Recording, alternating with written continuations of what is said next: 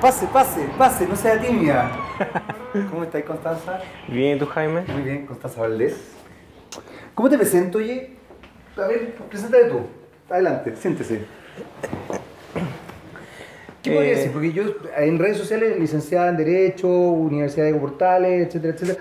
Pero, a ver, quiero... Porque la gente... Porque tú haces mucho más que eso. Sí. A ver... Yo creo, bueno, mi nombre es Constanza Valdés, soy efectivamente licenciada en Derecho en la Universidad de Portales, soy militante feminista del Partido Poder Ciudadano, también soy activista de la diversidad sexual y de género y escribo a veces, generalmente columnas también. Yo creo que eso sería como mi... ¿Y tímida? No sé. ¿No es ni tan tímida? No sé, yo creo que puede ser un poco. Puede ser, sí, puede ser un poco. Bueno, vamos a tratar de superar la timidez en esta conversación, ¿ya? Vamos a partir ahora superando la timidez. Quiero partir preguntándote, Constanza, ¿cómo fue tu vida universitaria? Porque supe que tu tránsito partió a los 18 años, más o menos, ¿no? O por lo menos por lo que tú has contado. En parte sí, en parte no. A ver, cuéntame un poquito de eso antes de lo otro. En parte sí, porque como a los 18, 19 empecé a pensar de que yo era una persona trans. Ahí fue como el momento culmine donde yo me doy cuenta que no soy una persona cisgénero y en ese sentido a lo mejor soy una persona trans. ¿Qué te gatilló eso? ¿Qué te gatilló el decir, soy trans y no cis? Es que tampoco nunca sentía identificación con el nombre que me pusieron, tampoco con una identidad de género masculina, cómo me veía la gente expresándome así, viviendo en un mundo masculino, no me llamaba la atención, no me sentía parte de. Y no es que no me sintiera parte de porque era como más antisocial, sino porque no era mi espacio. Ya. Eso sentía principalmente. Pero por eso también, y considerando que la carrera de Derecho es muy machista, es un sector muy machista, sí. yo creo que recién ahora se está abriendo un poco más por las tomas feministas, por las demandas, pero por eso mismo también es porque yo retrasé un poco el tránsito, además el tema familiar, etc. ¿Cómo fue a nivel familiar primero y después a nivel institución universitaria? Es que a nivel familiar no lo conversé, de hecho eso fue lo más chistoso, a nivel familiar hice la transición, tuve un quiebre con la familia, me fui de la casa y eso. Ya. En la universidad fue mucho más fácil, porque cuando hice la transición a los 24 había egresado ya. Ya. Pero tenía que hablar con la jefa de carrera por el tema del nombre social, que iba a dar el examen de grado. Sí. De hecho, curiosamente, cuando hablé con la jefa de carrera, le dije, ¿sabe que hay algunas circulares? Está el 21, 34 del Ministerio de Salud, respetan el nombre social en algunos lados de las personas trans. Entonces, yo quiero que la universidad haga lo mismo. Y ella me dijo, sí, ningún problema. Y de hecho, este mismo caso, y aparte ya hemos tenido otro, lo vamos a utilizar para generar un protocolo. Y dijo, sí. Y resulta que después, los meses después, tenían un protocolo sobre nombre social para las personas. Así que fue completamente positivo hasta bueno, yo después hice el cambio, pero nunca tuve ningún problema para el examen. Me trataban con mi nombre social en toda comunicación. Y tuve la suerte de cuando me entregaron ya el diploma, ya había cambiado el nombre. Entonces no tuve ningún problema respecto a eso. Ya, y en ese sentido, ¿tú hoy día estás con tu nombre, está registrado y todo con Sí, Sosa? exactamente. Ya. ¿Y con la familia? ¿Cómo ha sido? ¿O nunca más te viste con ellos? No, fue el quiebre. Yo me acuerdo que en el 2015 fue ya como en año nuevo del 2015. Tuve una discusión con mi mamá porque cachó algo y me fui de la casa. Y fue como, no, yo me voy a ir, listo. Seguí estudiando y todo. Y después me cambié del departamento donde estaba a vivir con mi pareja actual y eso sería. ¿Y nunca más te relacionaste con ella? No. Generalmente hablo a veces con mi abuela por WhatsApp, pero no hay contacto así como... Parece que no sé si saben o no. Pero tú eres una persona bastante pública hoy día. Sí, lo pienso también. He salido a veces en algo, por ejemplo, otra vez cuando salía en Tele 13 y todo. Era como, bueno, quizás saben, quizás no me dicen nada, no sé. Pero en algún momento supongo que eso se va a tener que solucionar. Pero por el momento hay tantas otras cosas que hacer que no me preocupo mucho. Tú eres feminista. Sí. Y como feminista, ¿qué te parece hoy día el movimiento feminista? ¿Qué es lo que te parece lo que pasa en tu ex casa de estudios? ¿Qué es lo que te parece con lo que está pasando con las universidades en general como feminista? A mí me encanta. La verdad es que me encanta en este momento que hay una ola, como le dice, una ola feminista. Yo creo que, sí. me acuerdo decirlo como un tsunami. Yo carajo lo de la ola feminista porque Sí. las olas pasan. Claro, yo creo que es mejor... La idea es como... Sí, yo creo que podría ser como un tsunami, pero algo así como constante. Qué Claro, como que genera esta catástrofe, este cambio cultural completo, porque eso es lo que está haciendo. Porque en mi tiempo, cuando yo estaba estudiando, no había ningún cartel, nada alusión a lenguaje inclusivo, sobre la inclusión de personas trans, o sea, no había nada. El machismo era algo que se daba como muy normalmente en la carrera y ahora se está levantando. De hecho en la casa de estudio en Derecho, la Diego Portales, era una de las demandas del tema del machismo, porque en las pruebas orales se exige que los niños, los hombres vayan con terno y las niñas vayan con vestido, con falda y cosas bien así. Binario todo. Bien... Claro, bien binario y todo. Y además eso también genera el prejuicio del profesor, que generalmente hay más profesores que profesoras en la casa de estudio. Entonces, a mí me parece estupendo que se estén empezando a conversar esas cosas. También incluso la creación de más baños, que sean incluso, que sean mixtos. O sea, que se vayan conversando cosas. Y en ese sentido yo creo que fue básicamente como una efervescencia. Yo creo que se estaba preparando el ambiente. Y además yo creo que ayudó que saliera el presidente Piñera electo porque el movimiento feminista en sí está en contra de muchas de las demandas de Piñera que son consideradas machistas y son machistas básicamente. Por ejemplo, cuando anunció la agenda de género era como ya un saludo a la bandera, no, las cosas no cambian, sigue tratando de nuestras mujeres, sigue teniendo un lenguaje machista. El Ministerio de la Mujer y la Equidad de Género no hace casi nada en ese sentido. ¿Qué te parece la figura de Isabel Plan en ese aspecto? Porque la sensación que uno tiene es que ella, a pesar de ser una persona que viene de un ambiente muy conservador, por lo menos ha hecho o ha tenido gestos que uno se ve o lo visualizan más los medios, que parecieran mucho más importantes en relación a la temática por lo menos inclusiva o de equidad de género. ¿Qué te parece a ti la figura de ella? Yo en ese sentido destaco que efectivamente quiera levantar estos temas y los quiera conversar. Pero el gran problema que hay respecto a eso es el enfoque. ¿Ya? Porque el enfoque en este momento, por ejemplo, de la agenda de género es dictar leyes. Solamente una agenda de promover proyectos de ley que tengan que ver con la igualdad de hombres y mujeres, el mismo de la igualdad salarial, cuotas de género en el tema de Fuerzas Armadas, pero en ningún momento se preocupan del tema de la educación no sexista o cambiar de verdad los patrones culturales, porque eso es básicamente lo que hay que hacer. Y yo creo que en ese sentido la ministra no sé si lo tiene muy claro, y respecto también al enfoque que ha tenido el Ministerio de la Mujer y la Equidad de Género, es que ha sido exclusivamente la mujer cisgénero y heterosexual. Y en ese sentido mujeres trans, mujeres migrantes, mujeres lesbianas, mujeres bisexuales, quedan fuera del plano. Y eso, bueno, lamentablemente no solamente viene de este periodo, sino también del anterior. Y es una invisibilización constante en las administraciones que han tenido los ministerios relacionados con equidad de género. Entender las nuevas feminidades y las nuevas masculinidades en plural es algo que parece ser que a la sociedad chilena le cuesta mucho.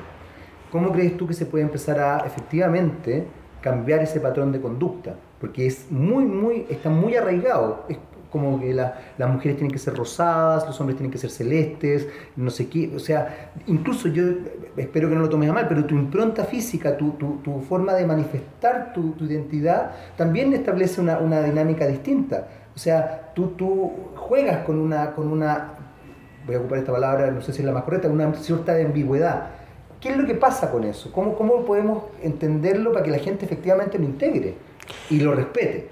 Yo creo que en ese sentido lo más importante es considerar que los cambios culturales van también aparejados de la educación. Y en ese sentido la educación es responsable no solamente los colegios, la familia, sino que también muchas veces los medios de comunicación. Y los medios de comunicación son los que llegan a la gente principalmente. ¿Y a qué me refiero? Por ejemplo, en la publicidad. Pensemos en estos carteles donde muestran a las modelos y los modelos. Efectivamente, una de las formas de validar las masculinidades y las feminidades es a través de eso. ¿Y por qué? Porque por mucho tiempo, y sigue siendo actualmente, por ejemplo, las modelos siempre son de determinadas formas. Generalmente son mujeres blancas, que son muy delgadas también, y los hombres también, hombres blancos, hombres musculosos, pero no hay ninguna otra forma de visibilización de otros cuerpos, por ejemplo. Y en ese sentido también lo mismo de los colores, muestran que el rosado, el celeste, y yo creo que eso ha generado, o sea, eso ha estado inserto en el patrón cultural de la sociedad chilena por mucho tiempo, y yo creo que cuesta bastante cambiarlo. Y en ese sentido, incluso la inclusión de personas trans en medios de comunicación y todo, también a veces va aparejado a lo binario. Por ejemplo, podemos celebrar mucho que esté Daniela Vega ahí saliendo en los carteles de Apumanque, pero también sigue siendo el mismo patrón de una mujer culturalmente aceptada. En ese sentido, una mujer delgada, una mujer blanca, que también sea lo más glamorosa, sea lo más femenina posible, porque si no, ¿para qué visibilizarla? Básicamente, eso yo creo que es lo que produce que no haya una aceptación de las feminidades y masculinidades, sino que hay un binario tan cerrado y cualquier otra persona que se salga de ahí lo pueda, o sea, no esté incluida dentro de esto. Por ejemplo, de forma personal, claro, o sea, mi identidad de género es una mujer trans, mi expresión básicamente como yo quiero simplemente, o sea, eso no me va a validar menos o más. Pero sucede mucho dentro de la comunidad trans que se tiene la idea de que para hacer la transición hay que hacerla como completamente, o sea, la mujer trans tiene que hablar despacito, con un tono de mujer, que se arregle completamente, que no quede ningún rastro, por así decirlo, de que en algún momento se le fue asignado el sexo masculino. Y eso sucede mucho. Yo creo que una de las cosas, por ejemplo,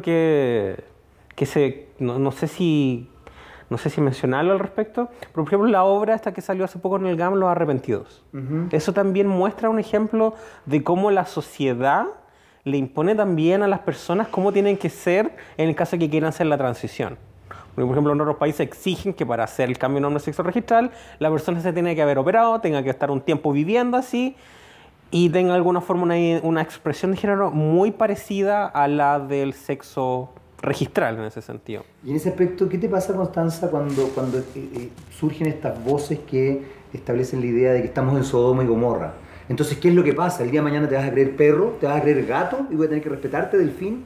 Porque existen esas voces y uno las lee, me imagino que te debe tocar mucho, yo las leo en redes sociales y yo quedo muy impactado por la falta de cultura, de entendimiento, de respeto y de solidaridad, pero fundamentalmente de empatía. ¿Qué te pasa a ti cuando surgen esas voces, con esa vehemencia, además, y con esa agresividad? Yo creo que el primer sentimiento que me viene a la cabeza es obviamente rabia, el primero que emerge, y también el segundo yo creo que un poco de pena por esa gente, sobre todo porque esa gente tiene un mundo tan limitado y de verdad piensa que alguien va a creerse perro o gato. O sea, en este sentido estamos hablando de identidades. Y la identidad puede ser masculina, puede ser femenina, puede ser ninguna de las dos, puede ser ambas. Y en ese sentido eso no tiene que ver con locura, ni con trastorno, ni con nada. Simplemente libre de identificación. La Organización Mundial de la Salud, afortunadamente, sacó, digamos, el tema transgénero como una enfermedad, una patología mental.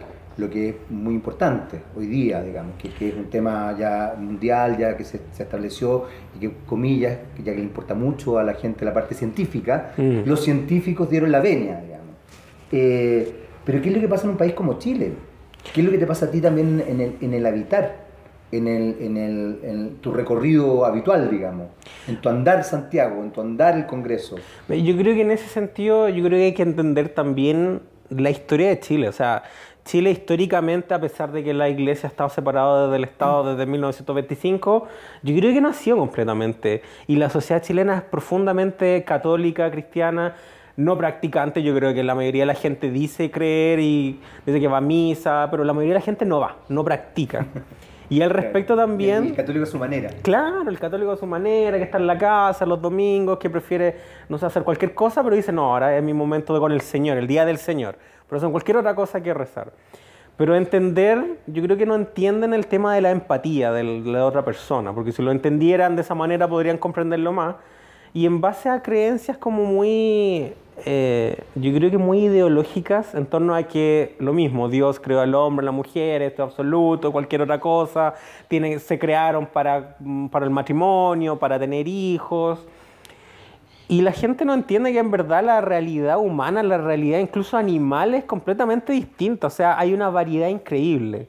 Y eso yo creo que pasa por un tema, aparte de un tema cultural, un tema de educación. Yo creo que es muy importante que la gente pueda entender que los cambios son muy culturales. O sea, ahí tenemos sociedades antiguas donde habían personas trans que ni siquiera eran consideradas como personas trans, sino como una mujer, por ejemplo. Bueno, a mí me pasó, tuve la oportunidad de estar en la Polinesia francesa hace un tiempo atrás y efectivamente hay un grupo de la población maorí donde culturalmente el primer hijo, el primogénita, tiene que ser mujer. Y si nace con genitales masculinos, se la cría como mujer. Y son mujeres, ¿eh? Son mujeres, o sea, son respetadas por la sociedad, son absolutas, es más, se casan, se le entregan hijos para que los críe y son muy, muy respetadas. Pero la gente no logra entender que hay una dinámica cultural muy arraigada detrás de eso, que tenía que ver incluso con lo que tú mencionabas recién, Constanza, respecto al cuerpo, por ejemplo. Respecto, o sea, como que no se entiende que la cultura establece patrones comunicacionales, simbólicos incluso, respecto a ciertas cosas. ¿Cómo podemos empezar a cambiar eso? ¿Tú crees que está cambiando ahora? Yo creo que sí y que no. Yo creo que ha ido cambiando en torno a la inclusión de las personas trans, o sea, vemos los medios de comunicación, vemos que se habla más del tema, pero el enfoque yo creo que todavía no cambia completamente. ¿Cuál sería el enfoque correcto? Yo creo que el enfoque correcto es entender que primero no es un cuerpo equivocado, no hay nada de eso, que simplemente son identificaciones distintas y dejar de que, bueno, porque eso pasa mucho en redes sociales, que la gente deje de preocuparse de lo que tiene el otro en los pantalones, o sea... Es cosa de ver una noticia de la Daniela Vega, es como, pero si todavía tiene esto, es como, ¿por qué no dejan de meterse en lo que tiene la otra persona y simplemente respetar en torno a cómo se identifica? Yo creo que hay un morbo, un fetichismo, pero increíble de la sociedad chilena en pensar de lo que tiene debajo de los pantalones, lo que tiene entre medio de las piernas y en torno a que eso define su identidad.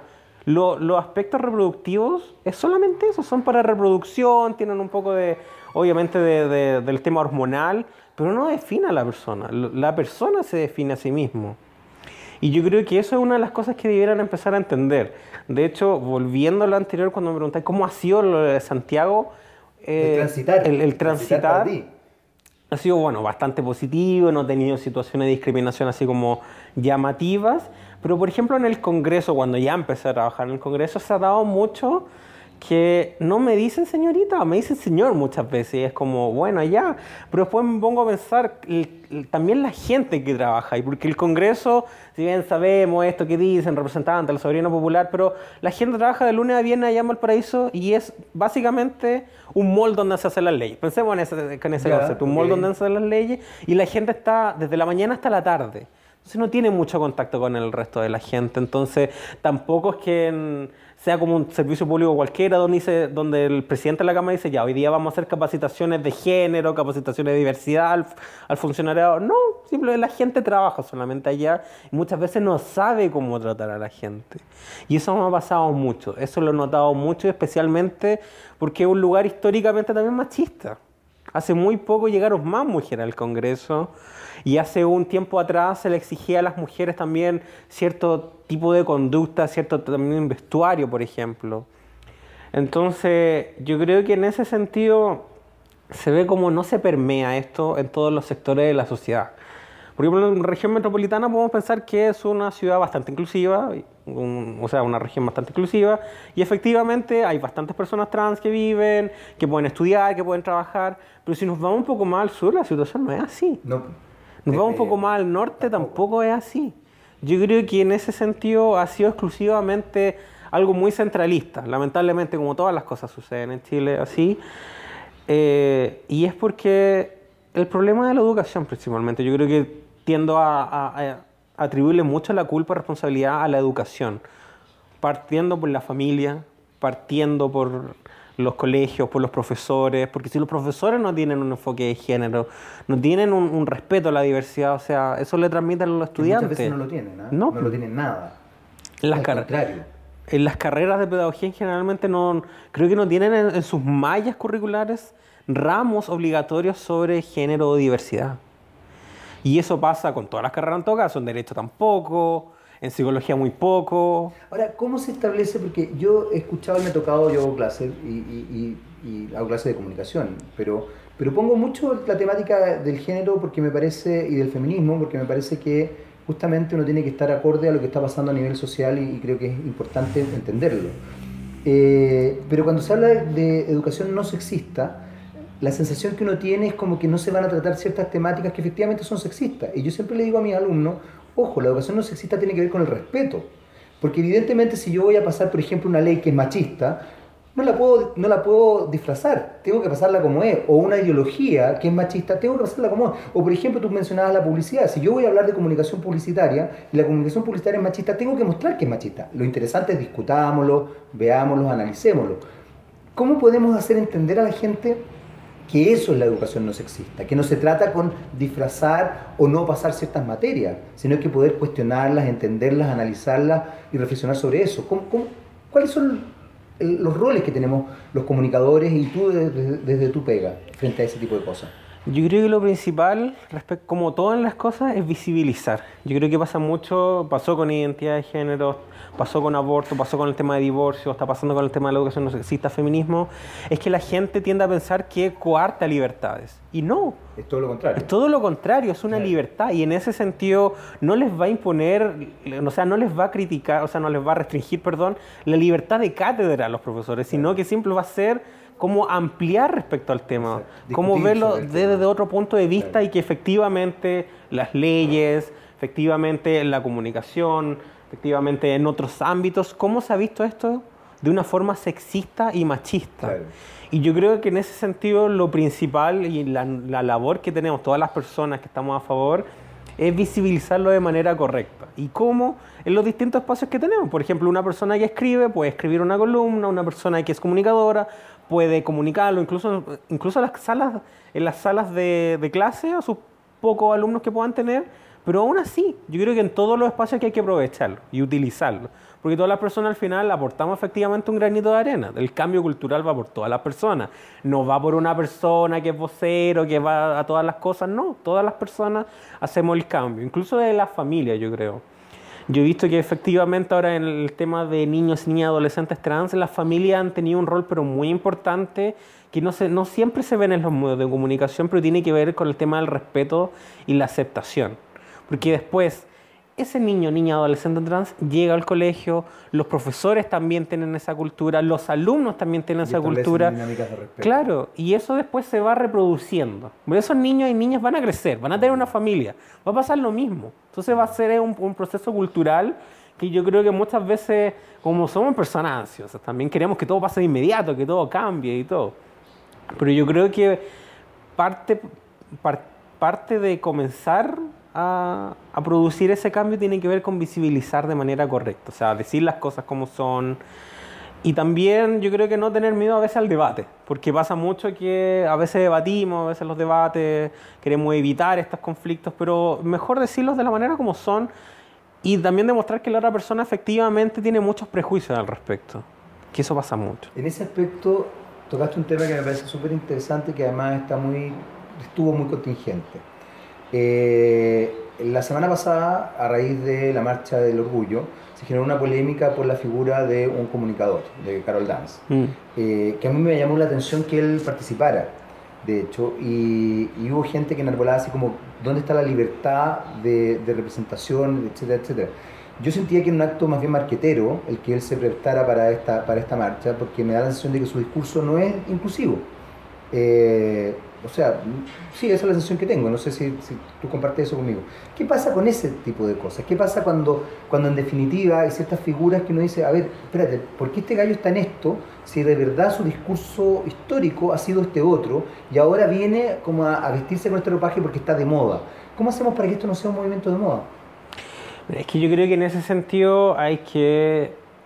Porque estar de moda, la moda pasa. Claro, yo creo que en ese sentido hay que reflexionar mucho más respecto a lo que busca el movimiento LGTBI y no solamente la marcha. En ese sentido, por ejemplo, me pareció horrendo que Carol Dance de verdad haya querido subirse y marchar. O sea, todas las personas tienen derecho a marchar, obviamente. Bueno, pero subirse por forma privada. Claro, ¿no? pero subirse a un carro, a animar, a tener un discurso siendo que es una persona machista públicamente, una persona misógina y que en ningún momento ha estado abiertamente a favor de los derechos de las personas LGTBI, o sea, a mí me parece que es incorrecto. Y en ese sentido, una de las cosas que se visibilizó en esta marcha particularmente, yo creo que tiene que ver con un tema también muy particular que no se ha abordado en torno a la postura que tiene el movimiento LGTBI respecto a las marcas también y al marketing que se puede producir. Y ahí encontramos una postura, por ejemplo, más de Fundación Iguales, de que las empresas tienen que marchar y todo por la inclusión de las personas LGTBI en el ambiente de trabajo. Y ahí la respuesta es, bueno, perfecto, está bien, de hecho, ahora las empresas tienen políticas sobre respeto al nombre social de las personas trans y todo. Bueno, más allá que eso es verde, efectivamente es una obligación legal, no hay que darle flores por cumplir la ley. Claro. Pero también verlo de un punto de vista que en muchas ocasiones estos trabajos también implican a veces precariedad laboral, o sea, estos trabajos de que de 8 a 7 de la tarde, sueldos mínimos. Y si vamos a hablar de inclusión solamente para mencionarnos en estos temas, o sea, no es la gracia, igual también tiene que ver un tema con la desigualdad. Y especialmente en el ámbito de las personas trans, porque muchas personas trans no pueden terminar el cuarto medio, no pueden estudiar por los temas económicos, se tienen que ir de la casa. O sea, yo tuve la suerte de que cuando ya había terminado los estudios cuando me fui de la casa, pero hay personas que no pueden hacerlo. Y probablemente eso también coarta la posibilidad de seguir, de tener un trabajo, comillas, distinto a, recuerdo, a mí me tocó entrevistar a Daniela Vega y me decía que claro, en el mundo trans o te establecía en el mundo de la estética, entendiendo la estética no como la disciplina filosófica, sino que no, claro, la peluquería, el maquillaje, versus también el trabajar en la noche, digamos. Y recuerdo, yo participé hace muchos años atrás en el Transfest, me tocó animarlo, y fue muy divertido porque también no existe el apoyo desde el mundo cis. Como que la heteronorma también te excluye, entonces era muy raro que un gallo papá casado con hijo estuviera animando esto. Y me acuerdo que hay una de las cosas que me llamó la atención cuando me trabajé con gente de la OTD era el nivel de prostitución que se daba en el mundo transgénero, porque casi que era la única opción laboral. Es muy delicado, es muy complejo lo que tú estás planteando, y justamente los medios no se hacen cargo de eso, y los comunicadores menos, salvo cuando está de moda. Claro. Hoy día está de moda ser feminista, hoy día está de moda ser abierto frente a ciertas temáticas de género, etcétera, etcétera. ¿Cómo se visualiza eso? ¿Cómo lo ves tú? Justamente a raíz de esta polémica que se generó, que tampoco fue tan terrible, pero que se generó, digamos. Es que yo creo que ahí parte principalmente por, de nuevo, visibilizar, mostrar la realidad. De hecho, tengo estadísticas de hace unos años atrás que el 95% de las mujeres trans en Chile ejercen el trabajo sexual. Y hay una organización que ve estos temas que se llama Amanda Joffre, que son chicas que ejercen el trabajo sexual y que en muchas ocasiones también son mujeres migrantes, porque ahí también hay un tema que no lo hemos tocado mucho como comunidad, es que particularmente hay una comunidad migrante LGTBI que efectivamente viene a Chile porque tiene una situación en su país que es absolutamente hostil. Entonces, por ejemplo, las mujeres trans que van a venir de un país donde las van a matar vienen a Chile, pero ¿qué trabajos también acá van a tener en Chile? Probablemente eso, el trabajo sexual. Y respecto a eso, ¿cómo solucionarlo? Yo creo que no es... dignificarlo. Claro. O sea, darle garantía, digamos. Y aparte de eso, particularmente, yo creo que la solución es transversal. O sea, desde parte de la comunidad LGTBI, la solución no está exclusivamente ahí, sino parte de la educación y cómo abrirla. Y en este sentido, la educación gratuita, de calidad para todas las personas. Y es por eso que yo me di cuenta cuando se abrió la política de gratuidad de la presidenta Bachelet, vi que habían personas trans que ingresaron a estudiar. Sí. Y me contaron que habían ingresado a estudiar por la política de gratuidad y que no lo habrían podido hacer si no hubiera sido por eso. Eso es efectivo. Eso es absolutamente efectivo. Y ahí está, por ejemplo, una de las soluciones de cómo mejorar las cosas. De que personas que históricamente han sido discriminadas y excluidas y que en su situación económica no pueden llegar, que puedan optar a la educación superior a través de estas políticas y de estas medidas. Y lo mismo, por ejemplo, en Argentina se realizó esto, que es un cupo laboral trans, que es una ley que establece que los servicios públicos deban tener determinado porcentaje de personas trans. Y eso también es una de las formas de cómo hacerlo para incluir. No significa que siempre vaya a tener que ser lo mismo que las cuotas de género. Por ejemplo, las cuotas de género son solamente al 2029 para cumplir la Agenda 2030 de Chile. Claro. Yo creo que esas medidas afirmativas, que así se llaman, sirven para equiparar un poco la cancha, porque la cancha está completamente desigual. O sea, para todas las personas y también para la comunidad LGTBI, obviamente. Ahora, ¿cómo es posible? Porque yo quiero ser bien abogado del diablo. Cuando se enarbola, por ejemplo, el discurso de, bueno, el cuoteo de género y el cuoteo trans, y si la persona no cumple con las expectativas, porque también hay una cosa tan sesgada y tan heteronormada, que es como que las mujeres no tendrían la misma capacidad que los hombres, y para qué hablar de las personas trans. O sea, el mundo cis, quiero explicar que el mundo cis es el mundo, ¿cómo se podría explicar el cis?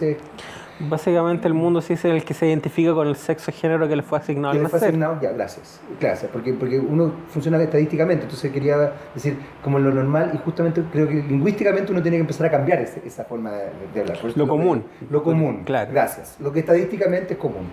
En el mundo cis la tenemos bastante ganada. ¿Para qué hablar los hombres heterosexuales? La tenemos muy ganada. O sea, no somos cuestionados por nada. Y además los cuestionamientos son súper pelotudos, porque si te quieren descalificar tiene que ver justamente con la orientación sexual. Sí. Para un heterosexual que te digan que es gay es como, ¡oh, qué horror! No vayan a pensar que... ahí hay un tema de educación súper importante que tú estabas mencionando recién y que tenemos que pelear para que eso resulte. ¿Cómo podemos los medios, porque tú mencionabas los medios y creo que es algo recurrente, cambiar esto? Sobre todo cuando la mayoría de los comunicadores establecen esta idea de, ya ok, voy a ser un poquito más tolerante con ciertas cosas porque está de moda, porque es lo correcto, porque es lo políticamente lo que se lleva. ¿Cómo se puede hacer? ¿Qué llamado harías tú ahí? Hay una cosa ideológica detrás, obviamente, también, en relación a esto, digamos. Yo creo que en ese sentido las personas pueden aportar de sus distintos ámbitos de trabajo y, por ejemplo, el trabajo que estás haciendo tú, desde el programa que tú tienes, desde la posibilidad de que tienes de comunicar, esa es, por ejemplo, la labor que tú haces.